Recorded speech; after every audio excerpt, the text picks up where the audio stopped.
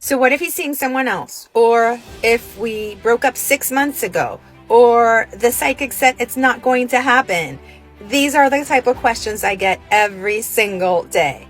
Here are my answers. Boo, it does not matter.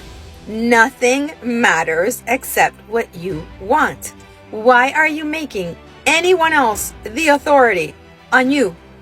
And be very careful who you ask this question to, because whatever they tell you is going to plant beliefs in your mind that will make it harder or easier for you to get what you want. Here's the thing with all those questions. Imagine what you wanted was a job. Imagine if that job was far away, or if a lot of people wanted that job.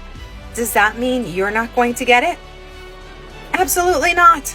Doesn't matter how many people want it. It doesn't matter how far or how close it is. Nothing matters except what you want. Is this your job or not?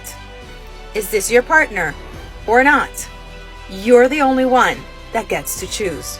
Babe, the only thing that matters is that you start developing the beliefs that support you getting what you want and stop entertaining those that do not support it.